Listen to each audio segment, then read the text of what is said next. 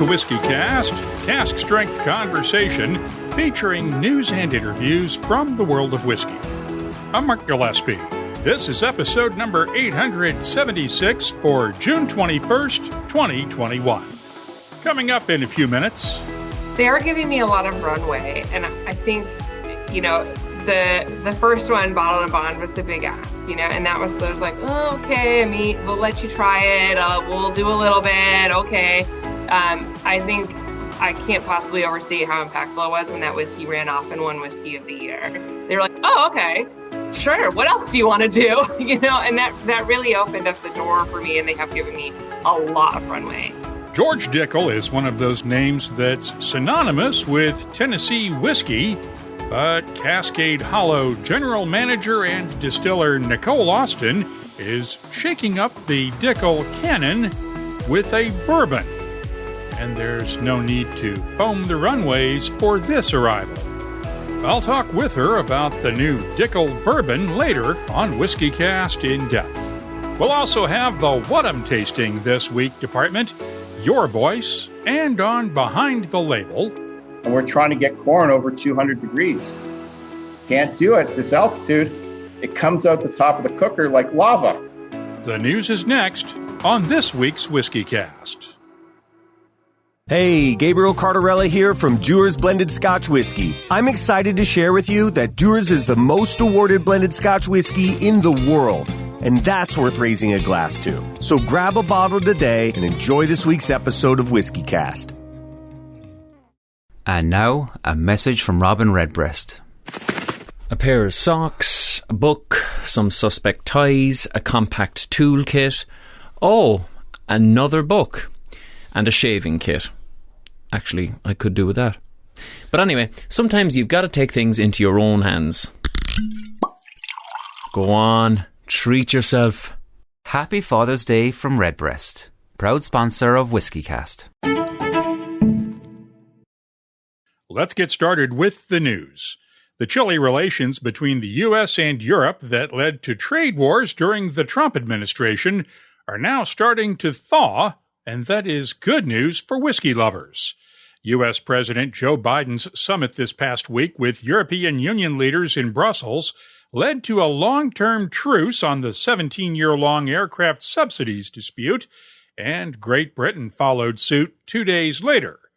That dispute prompted the U.S. to slap import tariffs on single malts from Scotland and Northern Ireland back in 2019, along with liqueurs and other spirits from Europe, while the Europeans retaliated with tariffs on U.S.-made rum, vodka, and brandy. The current pause on those tariffs was set to end on July 11th, but will now last for the next 5 years, while negotiators resolve their differences on subsidies to Boeing and Airbus. Spirits industry leaders on both sides of the Atlantic praised the move, including Distilled Spirits Council CEO Chris Swanger. We're very, very thankful. Great credit to the Biden administration. Unfortunately, we have to continue to press hard because we don't want the American whiskey tariffs hanging out there too much longer. The agreement only resolves part of the whiskey trade war between the U.S. and Europe, since it does not address the U.S. tariffs on steel and aluminum imports that led to Europe's tariffs on bourbons and other American whiskeys. While Great Britain has started the process of restructuring its retaliatory tariffs with an eye to ending the whiskey tariff, EU leaders are standing firm on keeping their tariff in place until the U.S. drops the steel and aluminum tariffs. There are negotiations underway, but the steel issue was not addressed publicly during the summit. There is an old saying that the squeaky wheel gets the grease, and the distillers that make American single malt whiskeys have been squeaking a lot in recent years about the lack of an official definition. The Treasury Department's Tax and Trade Bureau chose to kick that can down the road when it updated the federal regulations for distilled spirits labeling in May of last year. But now the TTB is taking on that challenge. The agency has added a proposal to create that definition to the federal government's latest unified agenda, which outlines proposed regulatory changes across all federal agencies. It is just the first of several steps in that process, but Matt Hoffman of Westland Distillery in Seattle says it's a necessary step. Of course, the first American single malts were made, I think, all the way back in the 90s. So it's been going on for a little while, but certainly that idea has boomed quite a bit, even without the definition. But I think that's a key part of why the definition needs to be in place, is people are seeing this boom. People are excited by it. 170 plus distilleries in this country making some single malts that are part of the commission. So it's really reached this tipping point where there's critical momentum going for the category. And it's kind of, I feel like it's at this moment that you want to put structure to it, right? To put to any category of spirit. If you try to put structure to a category of spirit before it's like a real thing, you're just kind of legislating what the styles in the future should be. Whereas this is very much bottom up, right? This is grassroots coming from the distilleries that are actually making this stuff. Hoffman is one of the leaders of the American Single Malt Whiskey Commission, which has been pushing the TTB to act for the last several years. Its proposed definition is similar to Scotland's Scotch whisky regulations for single malts, with the one difference being that Scotland requires the use of pot stills exclusively. The TTB's public notice indicates a proposed draft of the new definition could be published in December, followed by a public comment period. We will keep you posted, and if you would like to learn more about American single malts, our Happy Hour live webcast Friday night featured a panel of distillers who make them, including Jared Himstedt from Balcones and Ty Phelps from Andalusia Distillery, both in Texas, Jeff Canoff from Copperworks Distilling in Seattle, and Stephen Gould of Golden Moon Distilling in Colorado, along with American Single Malt Whiskey Commission President Steve Hawley.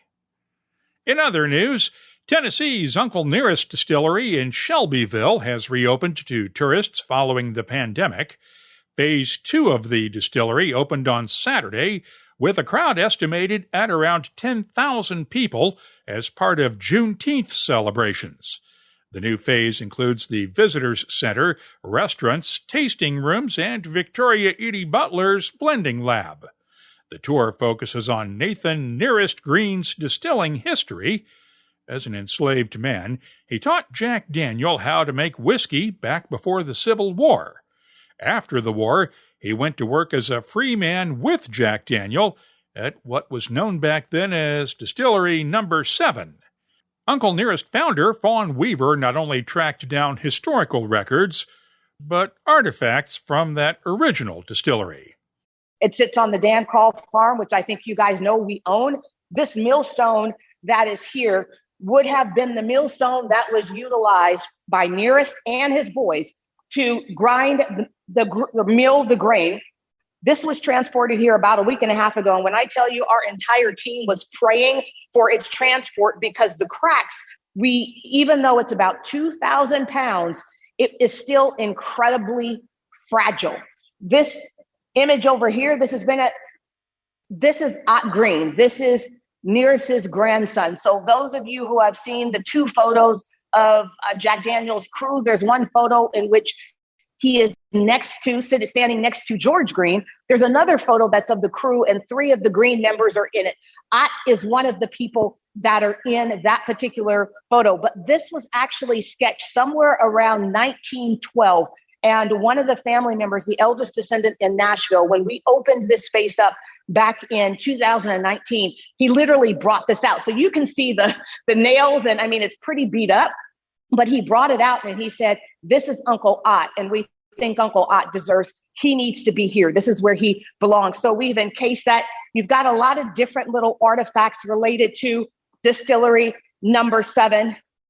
Later this summer, the Nearest Green Stillhouse will fire up its stills for the first time, and the Humble Baron Entertainment Center and Restaurant will also open. There are also 2 new distillery-exclusive bottlings. The 11-year-old Uncle Nearest 1820 Single Barrel is becoming a distillery-only release, and there's a new Uncle Nearest Master Blend that's created by Victoria Edie Butler from 7-year-old barrel strength whiskeys. I'll have my tasting notes for it later on. Also out of Tennessee, Old Smoky Distillery in Gatlinburg is known primarily for its moonshine and flavored whiskeys, but is now moving into the bourbon business as well. It is releasing the James Ownby Reserve Tennessee Straight Bourbon, named for the fifth-generation great-grandfather of Old Smoky founder Joe Baker. It'll be available in select markets, at the distillery in Gatlinburg, and at Old Smoky's 6th and Peabody in Nashville. There is no word on pricing. I did receive a sample this week. I'll have tasting notes for it soon at whiskycast.com. In addition, Old Smoky has pulled the trigger on an expansion project. It'll be building a new blending, bottling, and warehousing facility in Newport, Tennessee. How much older can whiskeys get? This fall, we'll see a new record holder for the title of World's Oldest Whiskey. Gordon and MacPhail unveiled plans to release its 80-year-old Generations single malt from Glenlivet this October. It was distilled on February 3, 1940, shortly before Prime Minister Winston Churchill shut down Scotland's distilleries during World War II.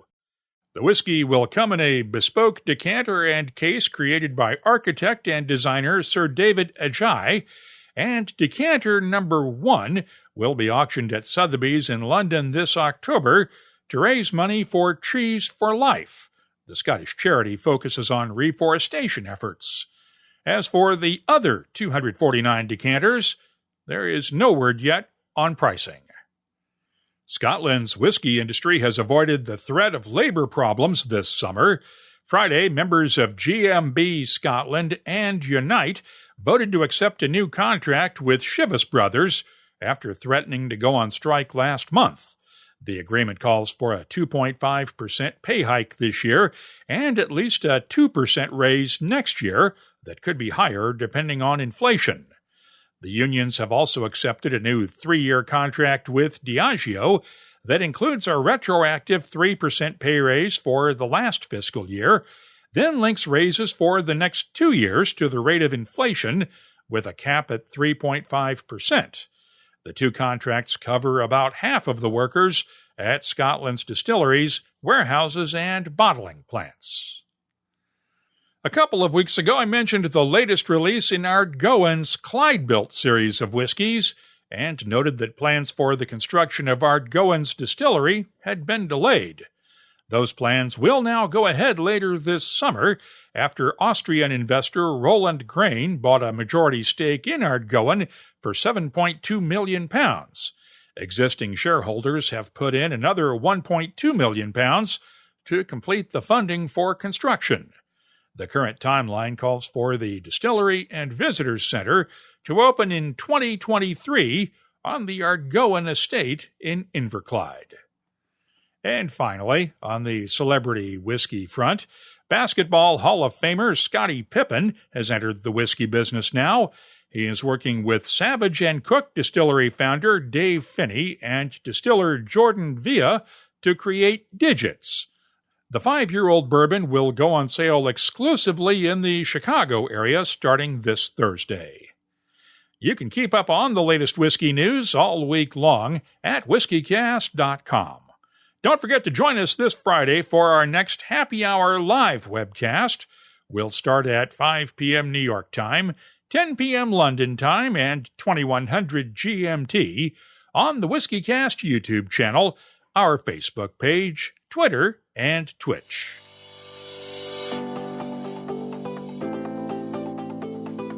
Time now for the WhiskyCast calendar of events brought to you by Catoctin Creek Distilling. First off, there's more good news looking ahead to 2022. While there is still no word yet from New Zealand officials on when they will reopen the country's borders following the pandemic, the folks at Whiskey Galore in Christchurch have announced they plan to hold their biennial Dram Fest the weekend of February 26th and 27th next year. Last year's Dram Fest was the last whiskey event I attended before the world started shutting down several days later. Meanwhile, Whiskey Live Dublin organizers announced this week that while there will not be an event as in previous years this November, They are moving forward with plans to return next March on the 11th and 12th in March 2022. Until then, Ardbeg's Monsters of Smoke bus tours have stops planned along the Gulf Coast in Florida and Alabama this week, along with the Chicago area. Whiskey Live Adelaide is this coming weekend in Australia, and the Virginia Spirits Roadshow will be in Fredericksburg, Virginia, at the A. Smith Bowman Distillery on Saturday. Compass Box has a virtual Adventure in Deliciousness tasting this coming Sunday. Julio's Liquors in Westboro, Massachusetts, has a virtual tasting with the gang from Mad River Distillers coming up on June 30th. Hard Truth Distilling in Nashville, Indiana, has a release party July 3rd for its new Indiana Rye. Castle and Key Distillery in Frankfort, Kentucky, has its monthly Springhouse Music Series night on July 7th. And the Whiskey Rebellion Festival returns this year on July 10th in Washington, Pennsylvania. The searchable calendar at whiskycast.com is starting to fill up. We now have 191 live and virtual events around the world over the coming year. The calendar of events is brought to you by Catoctin Creek Distilling, makers of the Virginia Rye Whiskey. You'll find their Roundstone Rye at fine whiskey shops in 26 U.S. states, 3 continents, and online. Visit the Where to Buy page at catoctincreekdistilling.com to find a retailer near you. And please drink responsibly. And now, a message from Robin Redbreast. You know, people always ask me, does Redbreast go better with ice or without? Would it go well with figs, dark chocolate, apple crumble? Is there one particular thing I should enjoy it with? I tell them, yeah. Other people. Proud sponsor of WhiskyCast. WhiskyCast In-Depth is brought to you by Oban and the Classic Malts lineup. For years, George Dickel was the red-headed stepchild of Tennessee Whiskey, living in the shadows of Cascade Hollow down the road from the folks in Lynchburg. Making good whiskey, but not always the first one you thought of when looking for Tennessee whiskeys. Nicole Austin landed in Cascade Hollow a few years ago to take over as the distiller and general manager at Diageo's Cascade Hollow Distillery, and it's actually her name you'll notice first when you pull up out front, since it's painted on the front of the gift shop. She has built up Dickel's reputation, starting 2 years ago with the debut of an annual Bottled in Bond Dickel. That first release was Whiskey Advocate magazine's 2019 Whiskey of the Year. So far this year, and note that we're only halfway through 2021 so far, Cascade Hollow Distillery has released a third edition of the Dickel Bottled in Bond, a 15-year-old single-barrel Dickel, the second release of Cascade Moon, and now an 8-year-old bourbon. That's right, a Dickel Bourbon. I tasted it during a Zoom call with Nicole this week.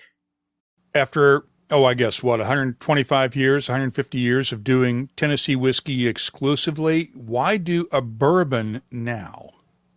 I know, it is a bit of a bold move, isn't it? It's a little blasphemous. So I got a real privilege to kind of ask myself a question that I think folks really hadn't had the opportunity to ask before with George Dickel, which is, in reviewing the maturing whiskeys, right? So in kind of looking at what we had in the warehouses and what was the best possible use of them, that's a different question. Most of what folks had asked before is like, how do I make sure that Dickel 12 doesn't change, in a year? And I found a lot of barrels that we had that obviously really exemplified the Tennessee whiskey style. And you can see those in Dickel 12, that big waxy fruit character, the kind of really bold, really big, complex whiskey, the real whiskey drinker's whiskey. But I also saw a lot of barrels that did not have that character, that did not exemplify what I think of as that classic Tennessee whiskey Dickel 12 style, but actually just reminded me a lot more of a really nice bourbon. Balance is what I think of, right? Balance, complexity, but everything kind of even, approachable. Something I love about bourbon is it's one of those things that like anybody could love, right? It's just a universally lovely whiskey. And we had a lot of those. And I felt like, what a shame to blend them away against those, really big, bold, complex flavors that would overpower them when I had the privilege to be able to give them their own, place to shine. And to me, calling it bourbon I didn't really think of what a big deal it was going to be until after I had already decided to do it, because to me, it just honestly felt like the most natural thing to do. Like that, if you're a customer on a shelf and all you know is to look at the bottle and think like, what is this going to be like? If it says bourbon on it, like, well, vanilla, fruit, oak, a little bit of spice, all in balance. That's what this is. So to me, it just felt like an obvious choice. And then I think the cheeky thing that I did was put an 8-year age statement on it, which is something, for me as a whiskey drinker, is something I was really passionate about. It puts a line in the sand of kind of quality so that you know what you're getting. And it was really optimal for me in our whiskeys. I saw that age was kind of the best balance. So it's a way of kind of just drawing that line in the sand and being really authentic about it. How much of this is driven by you and what you have in the barrels in the warehouses and by the marketing folks? Did you take this to marketing and say, I want to do Dickel Bourbon, or did they come to you and say, let's do a bourbon? No, I took it to them. I said, I think we should do Dickel Bourbon. And this is what I want it to be like, and this is what I want it to look like, and this is what the whiskey is. And, I'm not an artist, so like when it comes to, the minutia of like the gold tones, I like definitely, I would never correct someone on their skills on that. But yeah, no, strategically the concept, that came from me, and was sort of scary, but exciting. And I did a lot of something that was different for me with this release was I did a lot of blind tasting against the competitive set. Like with bottled and bond, even with single barrel, I didn't worry so much about that. I just focused on, what is the best whiskey that I can make with what I have. And I kind of compared us more to ourselves of, does this fit with Dickel 12? Does this fit with the rest of the portfolio? Does it fit in the house of our flavors? Dickel Bourbon is the first one that I've really looked at a competitive set. And so that was pretty exciting for me. And I didn't move forward with it until I was confident that we could deliver. What did the marketing folks say when you came to them with this the first time? Are you sure? But I think they're excited. I think people understand, like, once you have to explain it to people, like as not everyone shares the fetish for whiskey regulations that we do. Not everyone wants to dive into like what's a state law and what's a federal rule and who makes them, and what is bourbon and what is Tennessee whiskey. And like, I find that fascinating, but most people have no idea that Tennessee whiskey is bourbon, and, they just pass right over. So it speaks to a wider group of people. I didn't really have to twist their arms to convince folks that this is a good idea. Oh, you just opened up the big can of worms. Is Tennessee Whiskey Bourbon? I've got the regulations bookmarked. Let's do this. Oh, let's do it, because I know it's bourbon. I know it counts as bourbon because the folks down the road in Lynchburg have told me, yes, it's bourbon. But for those who don't quite get this, yes, Tennessee whiskey is bourbon, isn't it? It is. So the way I think is best to explain it is that Tennessee whiskey is a regional identity of bourbon, right? So of course, bourbon is federally defined. It's in 27 CFR Part 5. There's 5 rules, right? You have to be in the U.S. It has to be 51% corn, distilled to less than 160 proof, into a new barrel at less than 125. Tennessee whiskey is a state level rule, right? So the state of Tennessee created that category, and they literally copied and pasted the bourbon rules, which is how we can feel really, really confident that it is bourbon. And they said, additionally, you have to be making it in the state of Tennessee and use the Lincoln County process. So to speak to a bunch of whiskey nerds, I think the best way to understand this would be something like Isla Scotch, right? Like it's still Scotch, but it's from a particular area and it has a particular style, right? And some of them are very peaty, some of them are only a little bit peaty, same with Tennessee whiskeys. Some of us really lean into the Lincoln County process. Some of us kind of just waft across the charcoal, but it's a distinct regional style, and it's kind of a subtype of bourbon. That's the way that I understand it. We'll try to keep the folks with pitchforks and torches away from the distillery for a while. Come at me, I love me some rules. It's hard. I mean, I get it. And that's part of why I did this as well, because it's a real uphill battle to, just go on a podcast as much as possible and try and explain to people that Tennessee whiskey is bourbon. It's hard to really reach people. So I think that's one of the ways I'm really excited about this, to be able to talk to the folks who are just really passionate whiskey enthusiasts and just want just something nice that they can reach for reliably, reach for, trust, make it their sort of everyday table bourbon. And that's exactly what I had in mind in creating this. So fingers crossed. I have to give you credit, Nicole, because it seems like in the last couple of years since you landed in Tullahoma, Dickel has been the Diageo whiskey brand that has really had a lot of innovation behind it and a lot of new stuff. I'm pushy. And I think that's you. I don't know if it's you driving it or if they gave you the green light and said, go run with this. But it seems like with the bottled in bond releases, with Dickel Bourbon, with the other innovations that have been coming out of Cascade Hollow, it seems like you've had more given to you, or at least more that you've been able to give to us since you got down there than we've seen from most of the other distilleries within Diageo.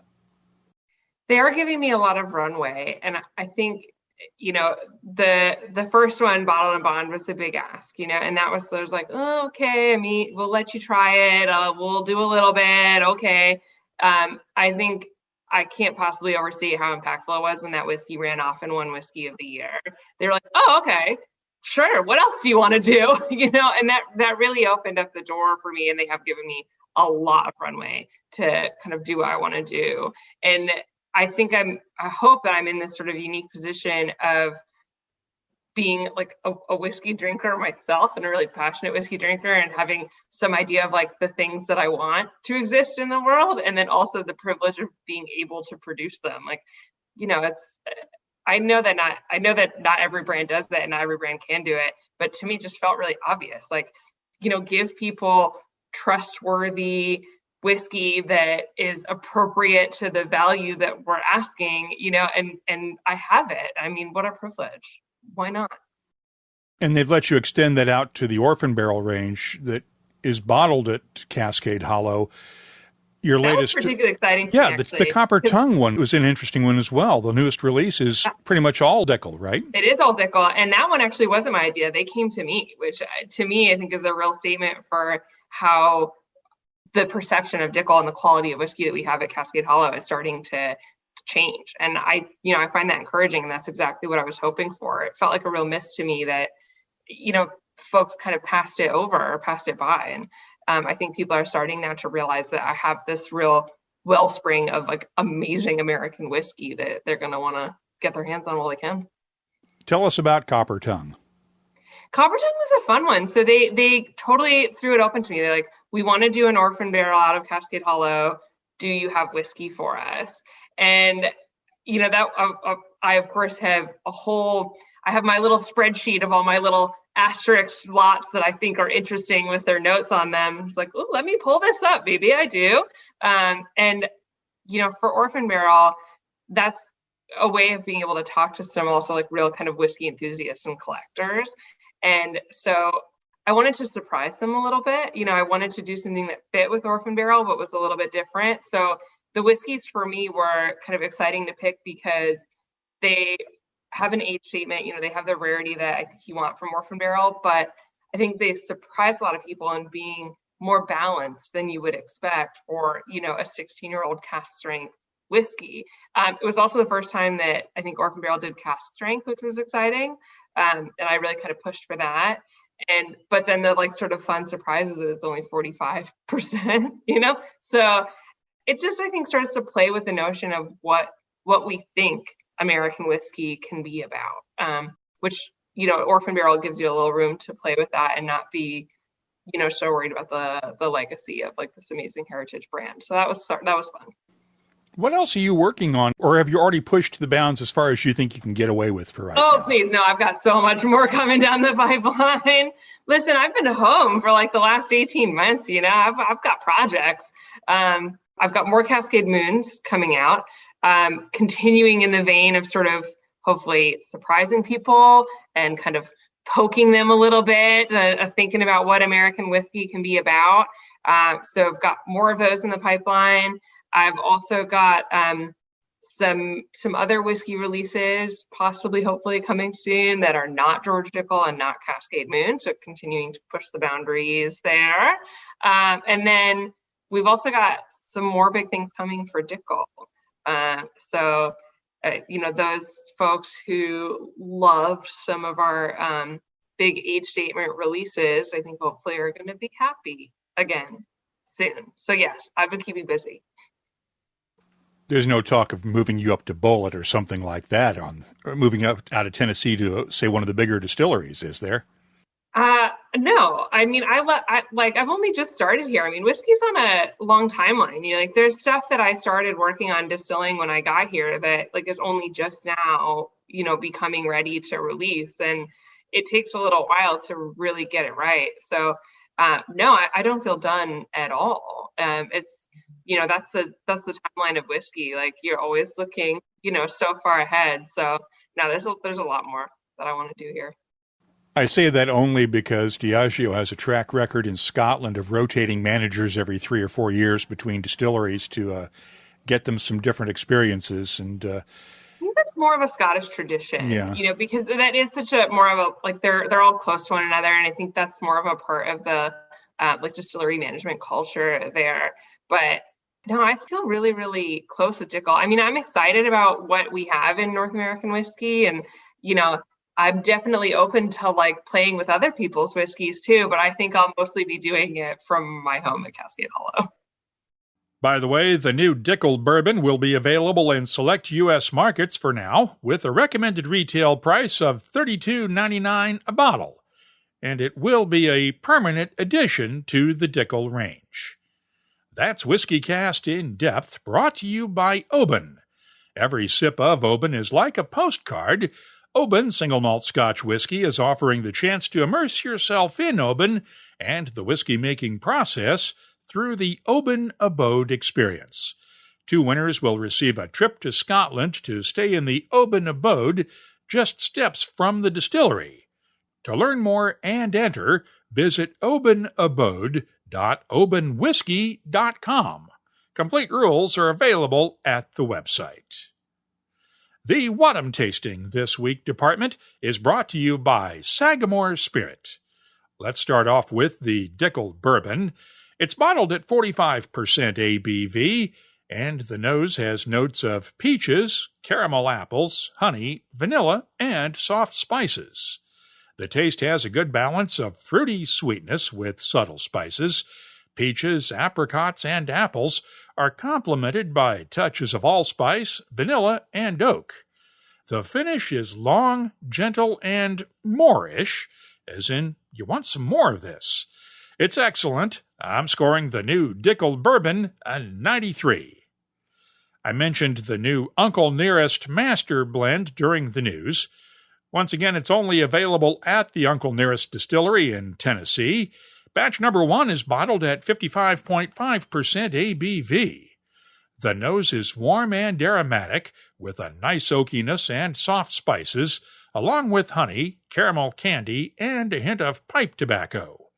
The taste is fruity and tart, with notes of grilled pineapple, a hint of grapefruit, oak tannins, touches of cinnamon and allspice, and background hints of honey and caramel. Adding some water brings out touches of red apples and peaches, too. The finish is long and well-balanced with lingering spices and a nice fruity character. I'm scoring the Uncle Nearest Master Blend a 92. I'll have more tasting notes in just a minute, but first, this week's tasting notes are brought to you by Sagamore Spirit, the award-winning rye whiskey distillery based in Baltimore, Maryland. Try their signature cask and double oak rye whiskeys each one a proprietary blend of high and low rye mash bills. Sagamore Spirit has mastered the transformational art of blending. Learn more at sagamorespirit.com. Please drink responsibly. Law's Whiskey House in Denver has released its 2021 Centennial Wheat Whiskey. It's 5 years and 8 months old and is one of the few bottled-in-bond wheat whiskeys. It's distilled from 50% raw soft white wheat and 50% malted soft white wheat, and of course it's bottled at 50% ABV. The nose is aromatic, dusty, and warm, with just a hint of smokiness and charred oak, along with toasted bread, caramel, tobacco, and dried flowers. The taste is fruity with orange peel and fresh berries, along with white pepper, a hint of clove, and straw. A few drops of water opens up touches of chocolate and caramel. The finish, long and spicy with a nice underlying sweetness. I'm scoring the 2021 Law's Whiskey House Centennial Wheat Whiskey a 93. Last month, I talked with Hockey Hall of Fame goalie Ed Belfour and his son Dane about their Belfour Spirits whiskeys in episode 871. They sent a sample of the Belfour Special Edition Rye that won a double gold medal in this year's San Francisco World Spirits Competition. It's bottled at 53% ABV. The nose has notes of baking spices, maple, oak, brown sugar, and honey. The taste is spicy with clove, black pepper, and cinnamon, balanced nicely by honey, maple, and brown sugar, while the finish is long with gently fading spices and a touch of honey. I'm scoring the Belfour Spirits Special Edition Rye a 92. The What I'm Tasting This Week department is brought to you by Sagamore Spirit. I'll be adding these whiskeys to our searchable list of more than 3,100 different whiskeys from all over the world. Check it out this week at whiskycast.com.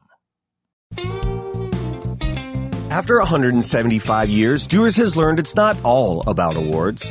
Staying Curious happened to help us fill that trophy case with more than just our amateur fishing, golf, and bowling trophies. It takes time and commitment to make some of the world's most awarded whiskey, which is why every Dewar's whiskey goes through a secondary resting period for a more balanced blend with extra smoothness. From our first master blender, AJ Cameron, to our current Stephanie McLeod, we've honed our double aging process to make some of the world's best Scotch whiskeys. Dewar's 12-year, for example, was just awarded the double gold at this year's World Spirits Competition in San Francisco. And Dewar's 27-year took home Best Blended Scotch Whisky 16 years or older. No need to take our word for it. Pick up one of these great whiskeys today. Your palate won't be disappointed.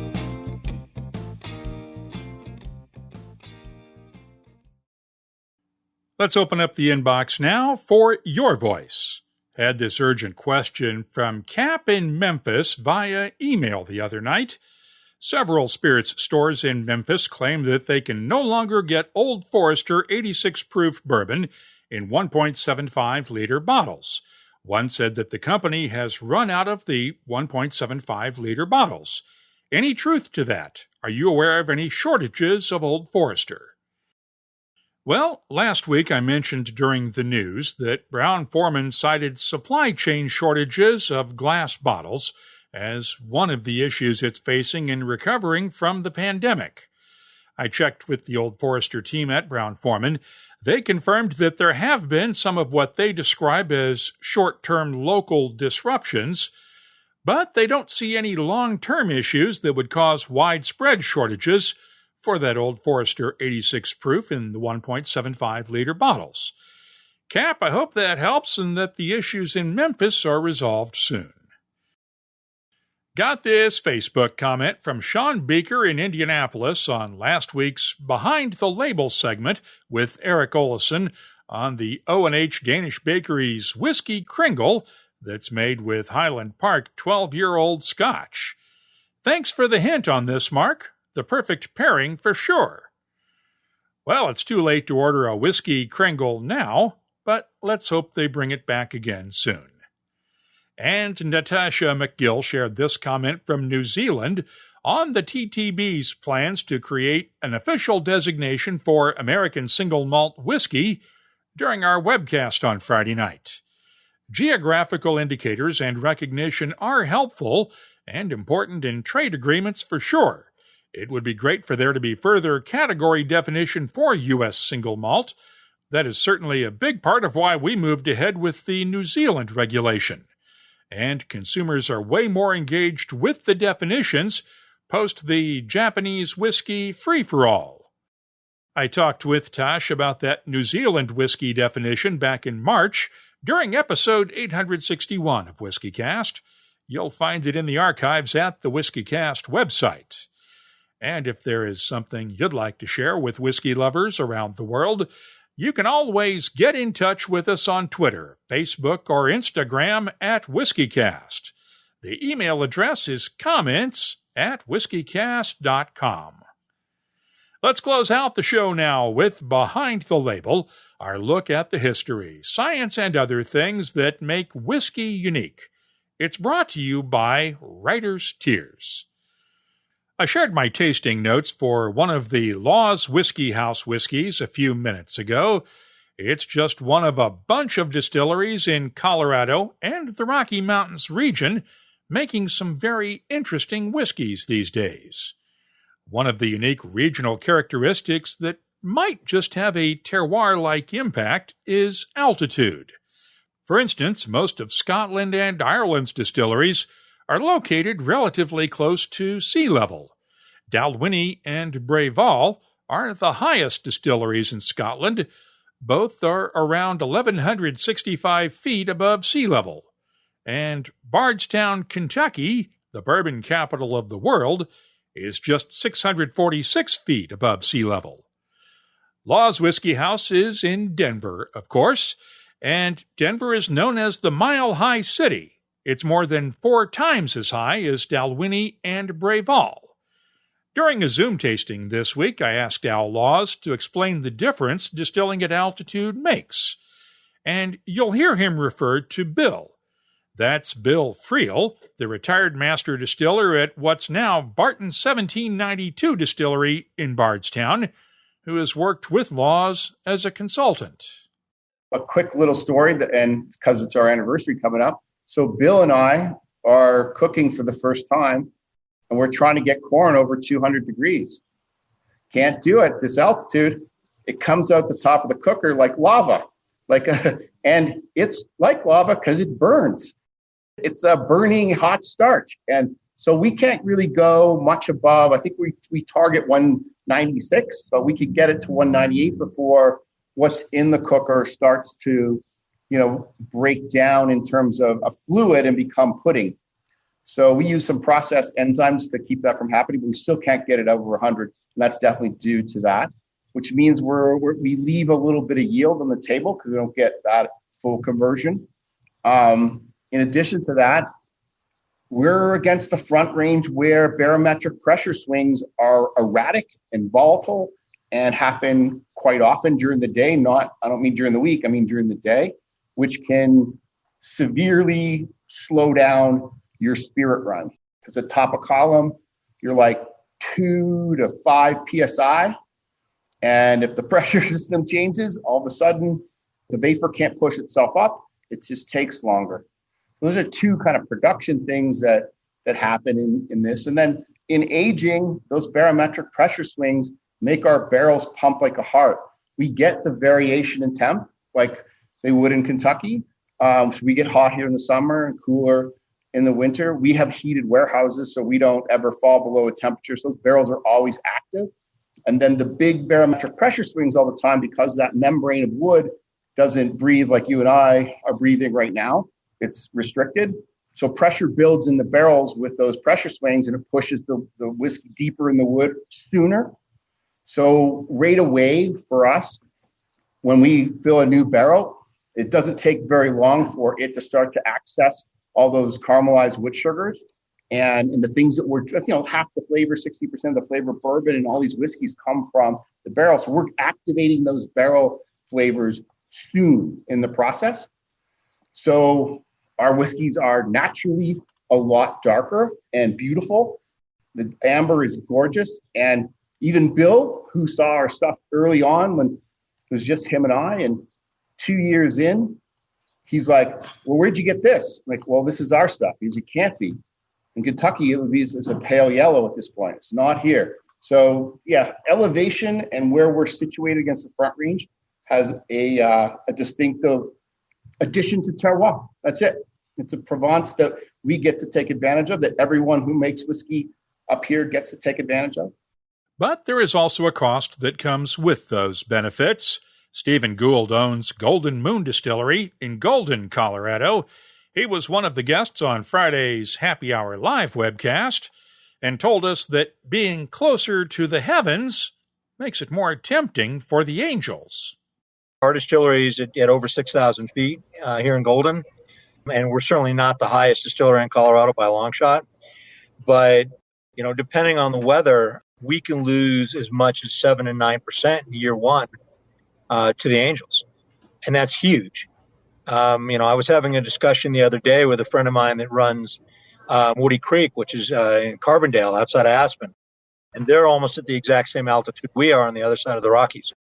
And, we were having this discussion about managing angel share and different ways of doing it. We tend to get, because of altitude, we get a much quicker level of extraction. And that has to do with the atmospheric pressure and lack of humidity and et cetera.